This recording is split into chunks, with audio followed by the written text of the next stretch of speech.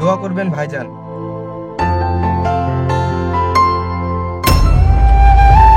রাজা, আমার রাজা, বাপি ভালো আছিস? হে দেখো না, আমাদের রাজা। তুমি চুপ করো। তোমাকে না বলেছি আমাদের কোনো সন্তান নেই, আমরা নিঃসন্তান।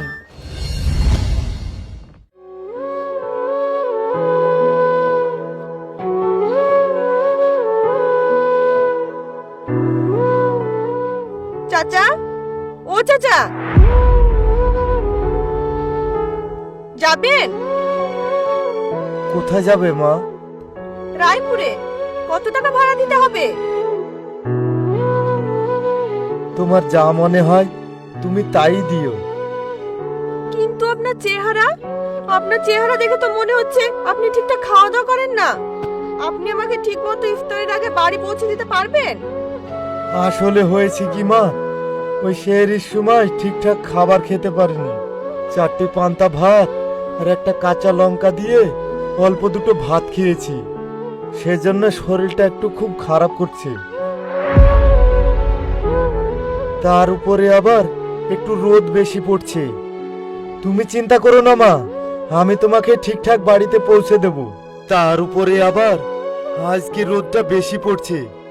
ও তুমি কোনো চিন্তা করো না মা, আমি ঠিক সময় মতো তোমাকে তোমার বাড়ি পৌঁছে দেব। আচ্ছা, এত রোদ্দুরে যদি আপনার টোটো চালাতে এত কষ্টই হয়, তাহলে রোজা রেখে টোটো চালাতে বেরান কেন? সময় মতো আপনি যদি আমাকে ইফতারের আগে বাড়ি পৌঁছে দিতে না পারেন, তাহলে আপনিই বা কখন ইফতার করবেন? না না, আমি তো বাড়ি যাব না, এই রাস্তাঘাটে যে কোনো জায়গায় আমি ইফতারটা করে নেব। তোমাকে ঠিক বাড়িতে পৌঁছে দিয়ে আসবো, তুমি কোনো চিন্তা করো না। আপনি এই বয়সে টোটো চালান, আপনার বাড়িতে কি কোনো ছেলে টেলে নেই? মা, কি আর বলবো তোকে, আমার একটি মাত্র ছেলে ছিল। আমার সয় সম্পত্তি সব বিক্রি করে ছেলেটাকে লেখাপড়া শিখিয়েছি, লেখাপড়া করে মানুষের মতো মানুষ করেছি। আমি ভেবেছিলাম আমার কষ্টের দিন সব শেষ হয়ে যাবে, কিন্তু না, আমার কষ্টের দিন শেষ হলো না। আমার ছেলে একটা চাকরিও পেল, একটা সুন্দর মেয়েকে বিয়েও করলো।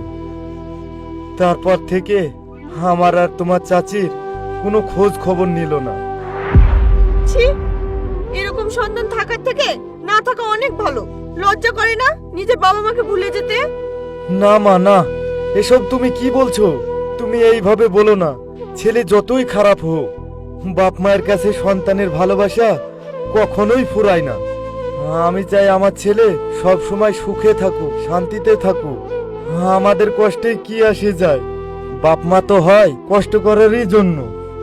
চাচা, আপনার ছেলে আপনার সঙ্গে যা করেছে, তারপরেও আপনি আপনার ছেলের জন্য দোয়া করছেন।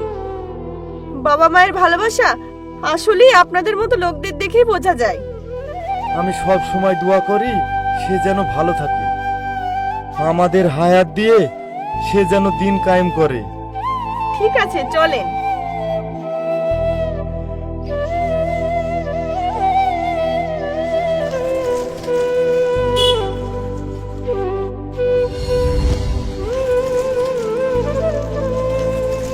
এখানেই দাঁড়ান চাচা।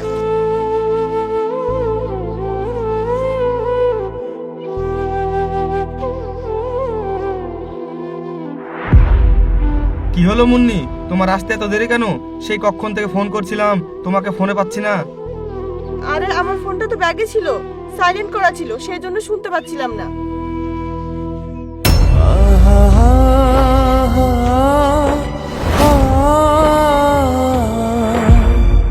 তাহলে এই মেয়েটাই আমার বৌমা? ওখানে দাঁড়িয়ে কি করছো? এসো। আরে দাঁড়াও না, তুমি জানো না চাচার অনেক কষ্ট। তার ছেলেকে অনেক কষ্ট করে পড়াশোনা করেছিল, তার যত জমি জায়গা ছিল সেগুলো বিক্রি করে পড়াশোনা করিয়েছে। আর সেই ছেলে নিজের বাপ মাকে চেনে না, জানো? রাজা, তুমি কিছু টাকা চাচাকে দাও না।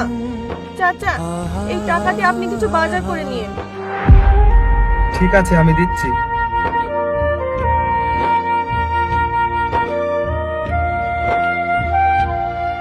এই যে এখানে কিছু টাকা আছে, রাখুন। আমার ছেলে আমাকে দান করতে চাইছে। আমার টাকা লাগবে না।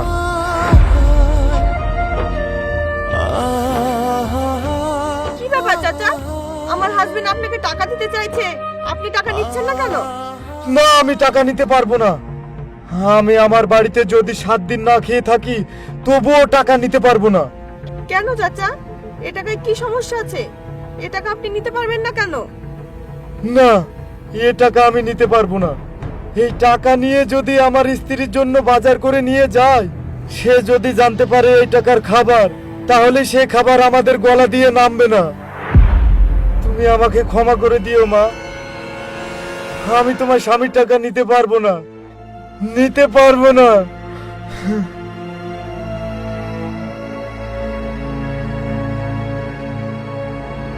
চাচা, এসব আপনি কি বলছেন? এ টাকা আপনি নিতে পারবেন না কেন? মা, আমি তোমার স্বামীর দান নিতে পারবো না। আরে বাদ দাও তো, দয়া দেখালে ওদের মান বেড়ে যায়। কি ব্যাপার, চাচাকে আমার স্বামী এতগুলো টাকা দিতে চাইছিল, কিন্তু চাচা টাকাগুলো নিল না কেন? আর কোথায় কোথায় অঝরে কান্না করছিল, ব্যাপারটা তো আমি কিছুই বুঝতে পারলাম না। কি ব্যাপার, তুমি এখানে দাঁড়িয়ে দাঁড়িয়ে কি ভাবছো? চলো ভিতরে চলো।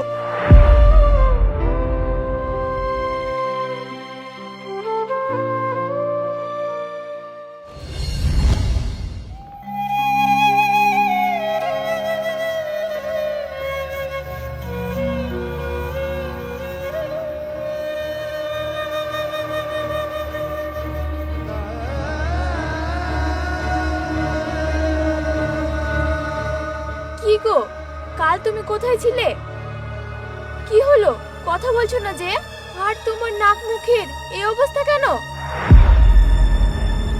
আসলে হয়েছিল কি, কাল আমাদের ছেলে রাজার সঙ্গে দেখা হয়েছিল।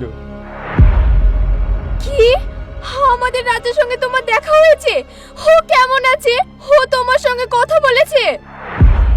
তোমার ছেলে তো এখন অনেক বড় হয়ে গেছে, সে কি এখন আমাদের সঙ্গে কথা বলবে?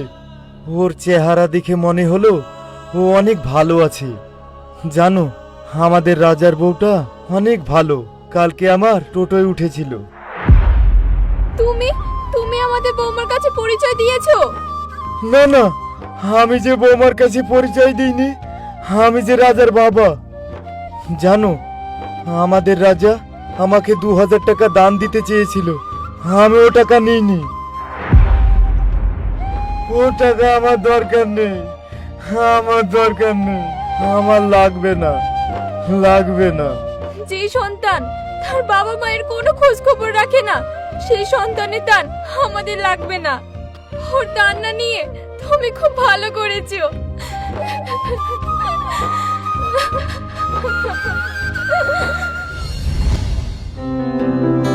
দোয়া করবেন, দোয়া করবেন ভাইজান।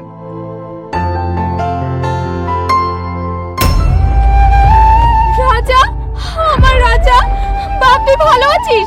হে দেখো না, আমাদের রাজা।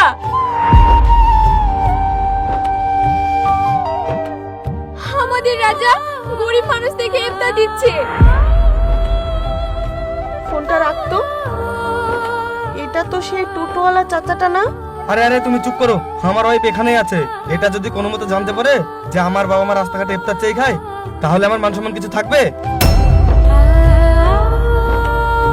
তোমরা এখান থেকে চলে যাও। আরে রাজা, তুমি চুপ করো, তোমাকে না বলেছি আমাদের কোনো সন্তান নেই, আমরা নিঃসন্তান। তারপরেও তুমি এত বড় স্যারকে তুমি নিজের সন্তান বলছো কেন? স্যার, আপনার ইফতার আমাদের দরকার নেই, দরকার নেই।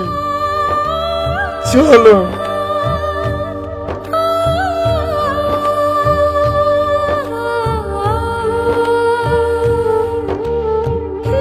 নিশ্চয়ই আমার হাজবেন্ডের সঙ্গে ওই টোটোওয়ালা চাচাটার কোনো সম্পর্ক আছে, সেটা আমাকে জানতেই হবে।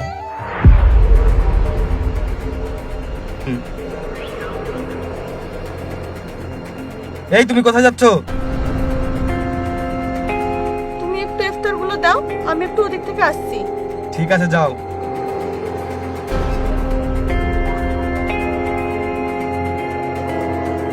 এই তুই ইফতারগুলো দে, আমি একটু আসছি।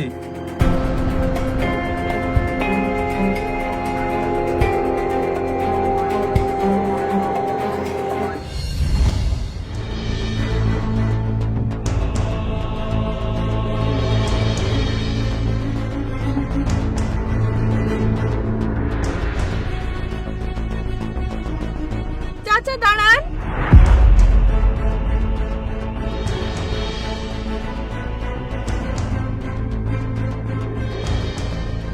কি ব্যাপার মা, তুমি আমাদেরকে ডাকলে কেন? আমি তো বললাম তোমাদের ইফতার আমাদের লাগবে না। চাচা, আপনি আমাকে একটা সত্যি কথা বলেন তো, আপনি কি আমার স্বামীকে কোনোভাবে চেনেন? না মা, আমরা তোমার স্বামীকে চিনি না। তাহলে কেন সেদিন আপনি আমার হাজবেন্ডের হাত থেকে টাকাগুলো নিলেন না, আর আজ ইফতার না নিয়েই চলে আসলেন? আমাদের ইফতার লাগবে না, তাই আমরা ইফতার না নিয়ে চলে এসেছি। আসলে আপনারা একটা সত্যি কথা বলেন তো, রাজা কি আপনাদের ছেলে?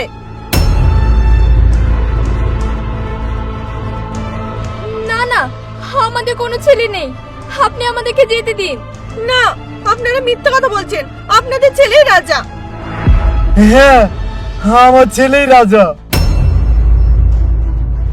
তোমার স্বামী রাজা, আমাদের ছেলে, কিন্তু আমাদেরকে কোনো পরিচয় দেয় না। আমরা কোনো পরিচয় দেব না। আর তুমি আমাদের কথা শুনে আমার ছেলের সংসারটা ভেঙে দিও না। রাজা এত ছোট মনের মানুষ, ও ইচ্ছা করে আপনাদের পরিচয়টা আমাকে দেয়নি। ও বলেছে ওর বাবা মানে কি মারা গেছে। এই এতগুলো দিন আপনাদেরকে আমার কাছ থেকে ইচ্ছা করে দূরে রেখেছে। হ্যাঁ হ্যাঁ, ও ঠিকই বলেছে। ওর কাছে ওর বাপ মা অনেকদিন আগেই মারা গেছে। কি ব্যাপার, তুমি এখানে কি করছো?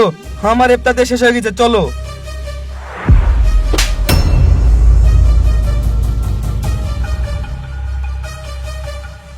চুপ কর বেঈমান। যে বাবা মা তোকে এত কষ্ট করে বড় করেছে, যারা তোকে এত কষ্ট করে পড়াশোনা করেছে, যারা তোকে এত বড় উচ্চ শিক্ষায় শিক্ষিত করেছে, আজ তাদেরকেই তুই অপমান করছিস।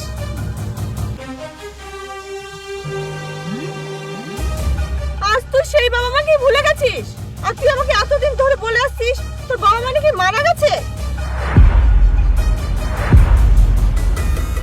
জীবিত মানুষকে তুই মৃত বানিয়ে দিয়েছিস। তুই এতটা নিচে নেমে গিয়েছিস। আর তুমি নিজের বাপ মায়ের খোঁজ খবর না নিয়ে অন্যকে ইফতার বিতরণ করে বেড়াচ্ছ। আল্লাহ তোমার এই দোয়া কোনোদিন কবুল করবে না। মুন্নি, তুমি এসব কি কথা বলছো? আমার বাবা মা তো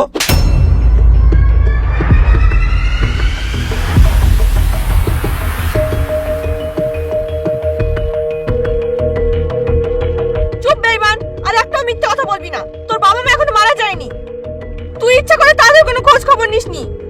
আর এই যে তোর বাবা মা, তারা কত কষ্ট বুকে নিয়ে চলে যাচ্ছে। তোর বাবা একজন টোটো চালক বলে তাদের পরিচয় তুই আমার কাছ থেকে লুকিয়ে রেখেছিস। আরে জন্মদাতা বাবা মা বাবা মাই হয়, তারা কোনোদিন নিজের সন্তানকে অস্বীকার করতে পারে না। কত কষ্ট করে তারা তোকে মানুষ করেছে।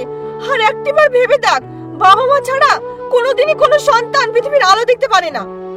আজ যদি তোর এই বাবা মা না থাকতো, তাহলে তুই কোনোদিন এই পৃথিবীতে আসতে পারতি না। আর তুই সেই বাবা মাকে বাবা মা বলতে অস্বীকার করছিস। তুই তো একটা অকৃতজ্ঞ অদ্ভুত ছেলে। মুন্নি, আমি আমার ভুল বুঝতে পেরেছি। আমার কাছে মনে হয়েছিল আমি যদি আমার বাবা মায়ের পরিচয়টা দিই, তাহলে তুমি হয়তো কোনোদিনই আমার বাবা মাকে মেনে নিতে না। কিন্তু তুমি এত ভালোভাবে আমার বাবা মাকে মেনে নিয়েছো, গ্রহণ করেছো, এটা তোমার বড় ভাগ্যের ব্যাপার। বাবা মা, বাবা তুমি আমাকে ক্ষমা করে দাও।